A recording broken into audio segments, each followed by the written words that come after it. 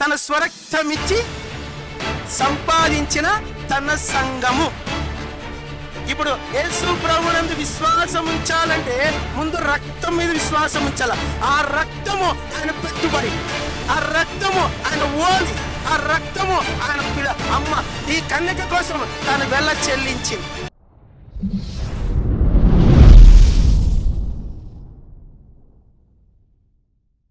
ఆ రక్తాన్ని అపోస్తల కార్యములో పౌలు గారు మెన్షన్ చేస్తున్నాడు. ఏమిటి ఆ రక్తం అంటే? అందరు పలకండి, నోటికి చెప్పేస్తా. అందరు చెప్పండి. దేవుడు తన స్వరక్తం ఇచ్చి సంపాదించిన తన సంఘము.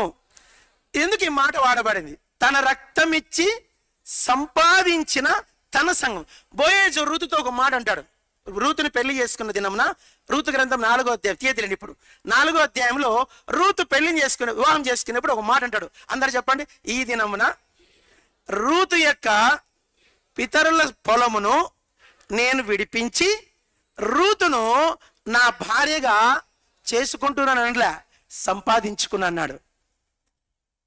రూతును నేను భార్యగా బైబిల్లో బైబిల్ చరిత్ర ఇప్పుడు అంశంలోకి వెళ్ళను కానీ బైబిల్ ప్రకారము పురుషుడు పెళ్లి చేసుకోవాలంటే అమ్మాయికి ఓలి కట్టాల. చెప్పండి, ఏం కట్టాల?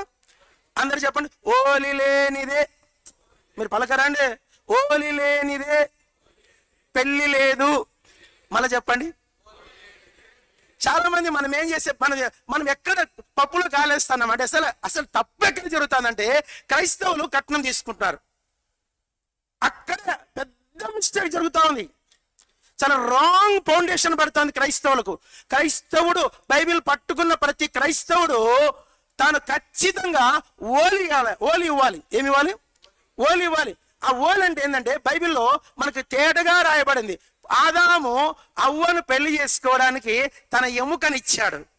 చెప్పండి, చెప్పండి, త్వరగా చెప్పండి. ఆదాము అవ్వను చేసుకోవడానికి he donated his bone, his flesh. ఓలి లేదే పెళ్లి లేదు.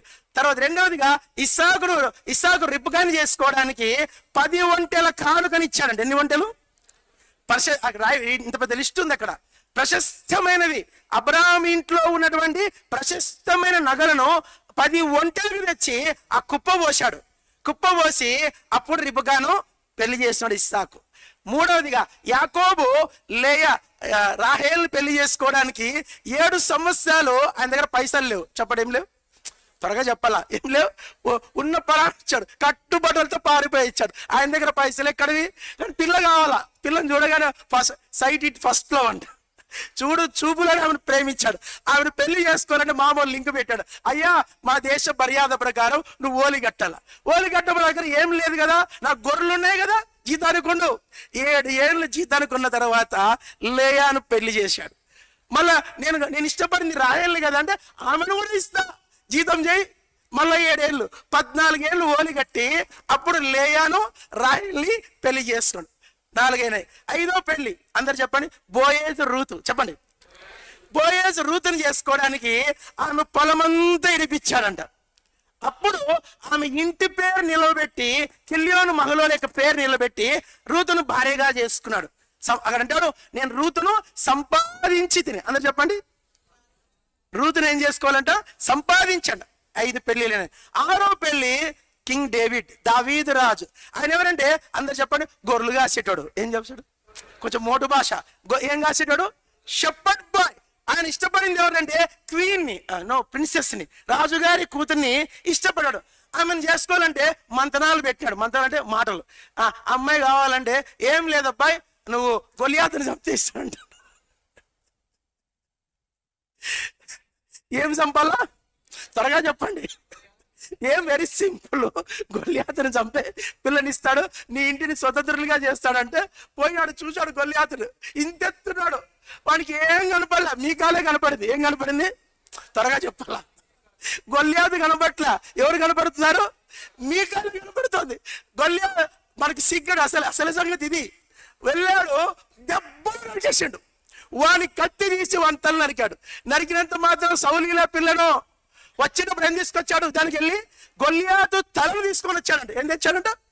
బైబిల్ చెప్తోంది గొల్లియాతు తల దావీదు చేతనుండగా సౌలు ఎదుట నిలబడ్డాడంట. మామా పిల్ల ఇంకా ఏం తెచ్చాను మీ చెప్పట్లే, ఓలి తెచ్చిన. అందరు చెప్పండి, ఏం తెచ్చినా? ఓలి తెచ్చిన. ఇంకా నాకు ఇంకేం కావాలా? పిల్ల కావాలి. ఓలి పట్టుకొని అడుగుతాడు, నాకు పిల్ల కావాలాడు. అప్పుడు సౌలు అంటాడు, అట్లా కాదు, నీకు నా అమ్మాయిని ఇవ్వాలంటే ఇంకో ట్విస్ట్ పెడతా. ఏం తెలుసా?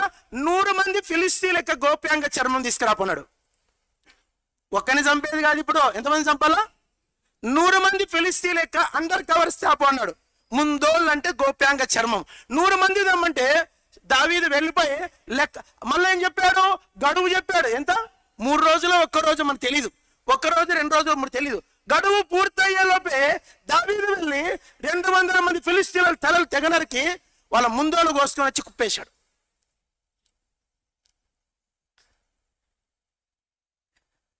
ఆరు మంది పురుషులు ఏం చేశారండి చెప్పండి? ఓలిగట్టి. అందుకే అందరు కొడుకులు కన్న తల్లులు చెయ్యి ఎత్తండి. కొడుకులు కన్నోళ్ళు ఎత్తండమ్మా. అందరు ఎత్తే ఉంచండి, చెయ్యి దించకండి. కొడుకులు కన్నోళ్ళు పలకరండి. కొడుకులు కన్నోళ్ళు మీరెందుకు అంటారా? వాళ్ళు కనాలా? కనింది వాళ్ళు కదా, మీరు కనింది, కష్టపడింది వాళ్ళు. చెప్పండి. కొడుకులు కన్నోళ్ళు 4 రాళ్ళు వెనకేసుకోవాలా? ఎందుకు? ఓలి కట్టడానికి. బైబిల్ పట్టుకుంటే కదా పటింపసరే. ఇద్దరు ఇట్లా పాడుతారు కొత్తగా. ఇట్లా పాడండి, ఏం పర్లే, ఇట్లా పాడు, మంచిదే. కొడుకును కన్నావు, ఓలిగట్టు. ఓలిగట్టకుండా పెళ్లి చేసుకోవడానికి వీలు బైబిల్ ఒప్పుకోదు. ఓ దినం జడ్జిమెంట్ రోజు దానికి లెక్క చెప్పాల్సి వస్తుంది నువ్వు.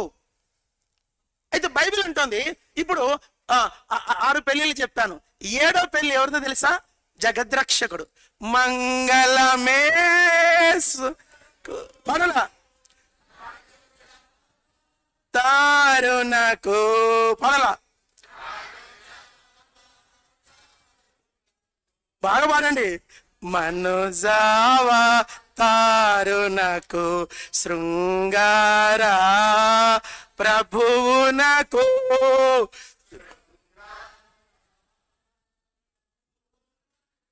క్షేమాధిపతికి మంగళమే మంగళమే.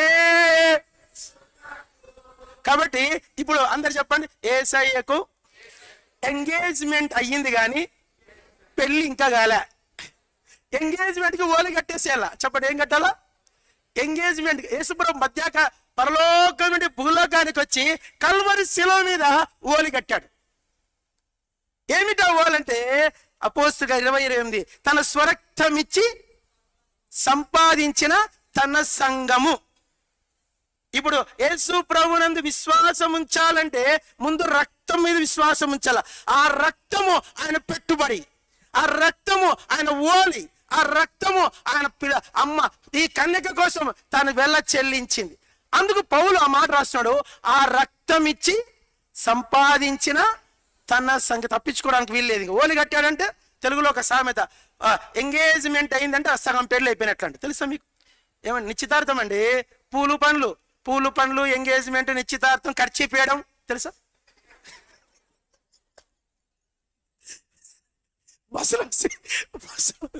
బస్సులో సీటు కావాలంటే ఏం చేస్తాము? ఖర్చు అయిపోయి. ఏడా అమ్మాయి చాలా బాగుందిరా, రే ఆల్రెడీ కూడా ఖర్చు వేసేసాడు, కుదరదు. ఇంకా ఖర్చు పేరంత వరకే లెక్క. ఈరోజు మనందరికి ఏం వేశాడు? ఖర్చు వేసేసాడు. ఇప్పుడు తరదాని నువ్వు సగం పెళ్ళి అయిపోయింది. రక్షణతో నీకు యేసుక్రీస్తుకు సగం పెళ్ళి అయిపోయింది అనే విషయాన్ని పౌలు గుర్తు చేస్తున్నాడు. అక్కడితో మొదటి విషయం అయిపోయింది, దాన్ని ముగిచ్చేస్తున్నా.